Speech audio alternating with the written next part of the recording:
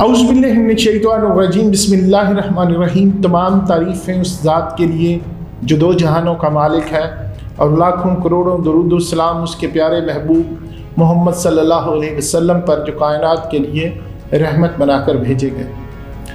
दोस्तों, इलेक्शन 2024 पाकिस्तान के आम इंतखाबात से जुड़े कुछ हक़ाइक़ आज की वीडियो में बयान करूंगा और कई ऐसे सवालात हैं जिनके बारे में अक्सर लोग जानना चाहते हैं, जैसा कि इलेक्शन कब होंगे, कितनी सीटों पर, कौन सी बड़ी जमातें इलेक्शन में हिस्सा ले रही होंगी, कौन अपना वोट डाल सकता है और कैसे अपना वोट चेक किया जा सकता है, इलेक्शन का नतीजा कब आएगा। ये सारी बातें आज की वीडियो में हम डिस्कस करेंगे, लेकिन आपसे इल्तमास है इस चैनल को सब्सक्राइब ज़रूर कीजिएगा, बेल आइकन को भी ज़रूर दबाइएगा और वीडियो को लाइक करना मत भूलिएगा।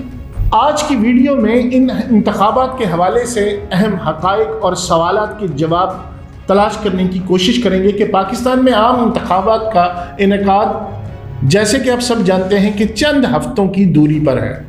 ये मुल्क की तारीख में 12वें आम इंतखाबात हैं जिसके नतीजे में अवाम को हक़ राय दही के तहत अपने नुमाइंदे असम्बलियों में भेजने का मौका मिलेगा।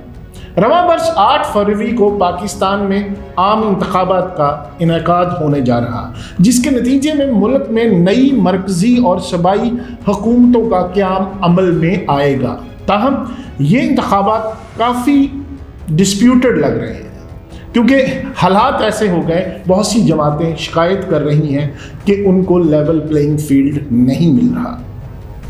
और दूसरा एक और भी अहम मसला है कि ये अपनी तारीख से थोड़ा लेट हो रहे हैं, यानी इल्तवा का शिकार हुए ये इलेक्शन। वाज़ेह रहे कि पाकिस्तान में 2018 के आम इंतखाबात के नतीजे में तश्कील पाने वाली कौमी असम्बली की मुद्दत 13 अगस्त 2018 से शुरू हुई थी और उसकी 5 साल की मुकर्ररा मुद्दत 12 अगस्त 2023 की रात 12 बजे मुकम्मल होना थी। ताहम उस वक्त के वज़ीर आज़म शहबाज शरीफ ने मुकर्ररा मुद्दत से पहले ही 9 अगस्त को असम्बली तहलील कर दी थी, जिसके बाद अब तक मुल्क में निगरान हुकूमतें काम कर रही हैं। आइन के तहत आम इंतखाबात असम्बली की तहलील के 90 दिन बाद होना ज़रूरी होता है। ताहम साबका हुकूमत की जानब से मर्दनशुमारी की मंजूरी के बाद इलेक्शन का इनेकाद इल्तवा का शिकार रहा।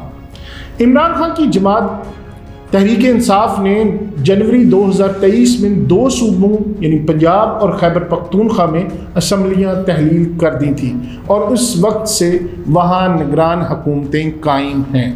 इलेक्शन की तारीख मालूम होने के बाद ये ज़रूरी है कि हमें पता हो कि कुल मिलाकर कितनी कौमी असम्बली और सूबाई असम्बलियों की नशिस्तों पर इंतखाबात होने जा रहे हैं। पाकिस्तान इलेक्शन कमीशन के मुताबिक मुल्क भर में कौमी असम्बली की 266 नशिस्तें, जबकि सूबाई असम्बलियों की आम नशिस्तों की 593 हल्के होंगे। सन 2018 के आम इंतखाबात में कौमी असम्बली की कुल नशिस्तें 272 थीं, जबकि सूबाई असम्बलियों की कुल नशिस्तें 577 थीं। ख़वातीन के लिए मखसूस 60 और अक़लियतों की 10 मखसूस नशिस्तों को मिलाकर अब कौमी असम्बली की मजमूई 342 नशिस्तें कम होकर 336 रह गईं।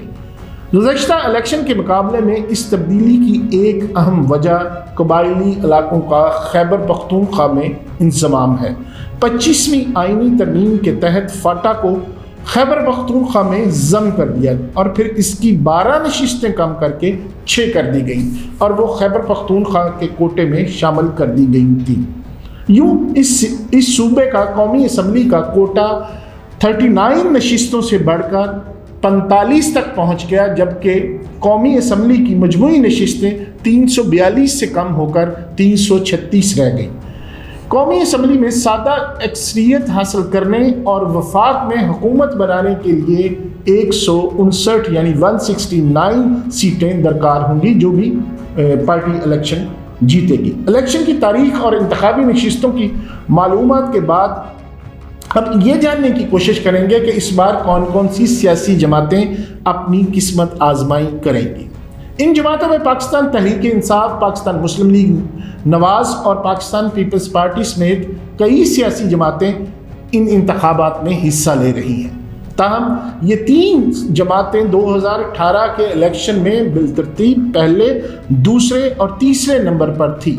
گزشتہ عام انتخابات میں چوتھے نمبر پر سب سے زیادہ ووٹ آزاد امیدواروں نے حاصل کیے تھے۔ اس بار الیکشن کمیشن کے انٹرا پارٹی الیکشن کے فیصلے کے بعد تحریک انصاف کو بلے کا نشان نہیں مل سکا، تو اس جماعت کے تمام امیدوار آزاد حیثیت سے انتخابات میں حصہ لیں گے۔ یوں پی ٹی آئی اسمبلیوں میں مخصوص نشستوں سے بھی محروم رہے گی، جس کے لیے ان کا کسی دوسری جماعت سے الحاق ممکن ہو سکتا ہے۔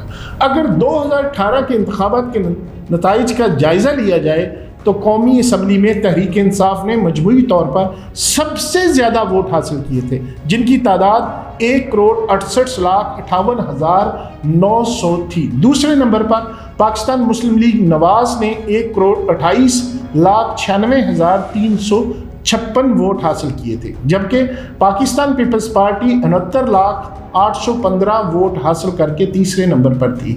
آزاد امیدواروں نے 60 لاکھ سے زیادہ ووٹ حاصل کیے تھے، جبکہ متحدہ مجلس عمل 25 لاکھ ووٹ حاصل کر کے 5ویں نمبر پر تھی۔ تاہم تحریک انصاف کو ماضی کے انتخابات کے مقابلے میں اس بار مشکلات کا سامنا ہے۔ پارٹی سربراہ عمران خان اس وقت جیل میں قید ہیں اور انہیں مختلف مقدمات کا سامنا ہے۔ عمران خان اس بار الیکشن کی دوڑ میں شامل ہو سکیں گے یا نہیں، اس حوالے سے ابھی فیصلہ عدالتوں نے کرنا ہے، جو کہ بظاہر اس وقت ان کا الیکشن میں شامل ہونا مشکل نظر آ رہا ہے۔ انتخابات کے منعقد ہونے کے حوالے سے ساری معلومات کے بعد پاکستان کے عام شہری کے لیے یہ جاننا بھی بہت ضروری ہے کہ ووٹ ڈالنے کا اہل ہونے کے لیے انہیں کیا کرنا ہوگا۔ الیکشن کمیشن کے مطابق اس وقت پاکستان کے 12,69,80,272 افراد بطور ووٹر رجسٹرڈ ہیں۔ الیکشن ایکٹ 2017 کے سیکشن 26 کے مطابق ایک شخص انتخابی علاقے میں بطور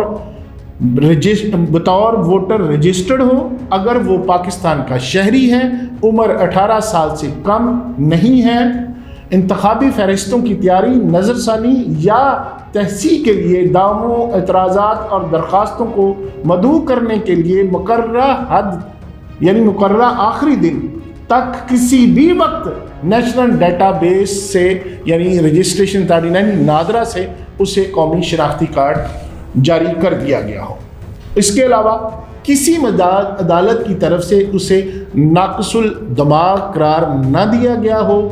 نمبر 5 ہے سیکشن 27 کے تحت انتخابی وضاحت یعنی national data base and registration authority, جسے نادرا کہتے ہیں، کی طرف سے جاری کردہ قومی شناختی کارڈ بطور ووٹر رجسٹریشن کے مقصد کے لیے یا الیکشن میں ووٹ ڈالنے کے لیے درست سمجھا جائے گا، باوجود اس کے کہ اس کی میعاد ختم ہوگی۔ یعنی آپ کے پاس اگر شناختی کارڈ ہے، یہ بڑی امپورٹنٹ معلومات ہے کہ اگر آپ کے پاس ایک اپنا شناختی کارڈ ہے لیکن اس کی جو مدت ہے وہ ختم بھی ہو گئی، ایکسپائر ہو گیا، تو بھی آپ ووٹ ڈال سکتے ہیں۔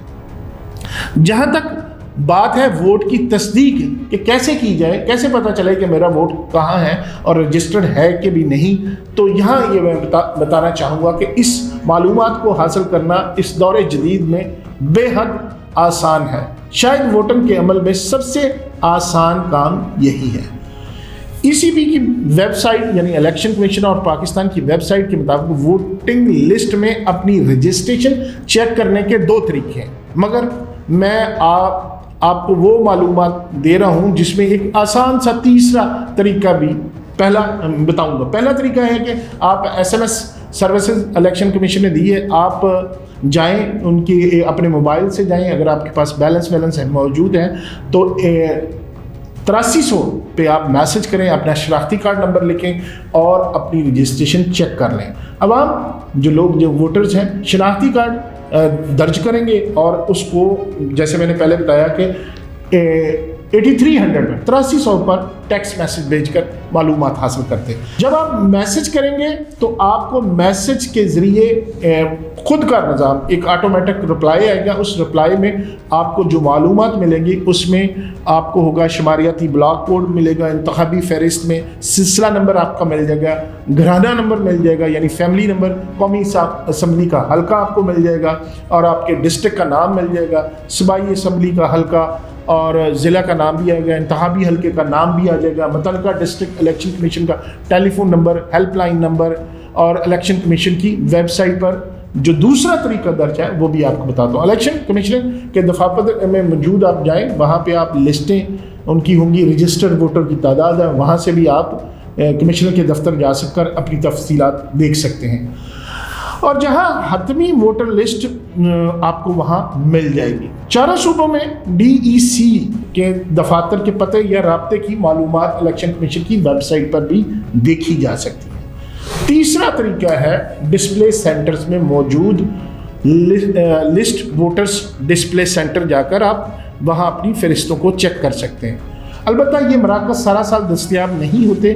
डिस्प्ले सेंटर वो मराकज़ हैं जिन्हें इलेक्शन कमीशन मुल्क के मुख्तलिफ इलाकों में जब भी ज़रूरत महसूस करें तो तकरीबन 21 दिनों के लिए कायम किए जाते हैं। इलेक्शन के इनेकाद के बाद नताइज का ऐलान इस अमल का सबसे इम्पोर्टेंट हिस्सा है, जिसके लिए 8 फरवरी को इंतखाबी अमल मुकम्मल होने के साथ ही वोटरों की गिनती का अमल शुरू कर दिया जाएगा।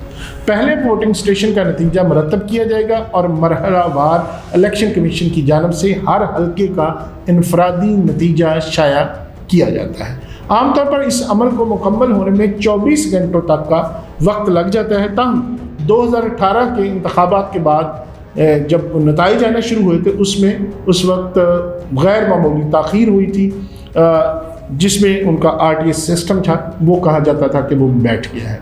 नाज़रीन, अब तक के लिए इतना ही। उम्मीद है कि आज की वीडियो आपको पसंद आई।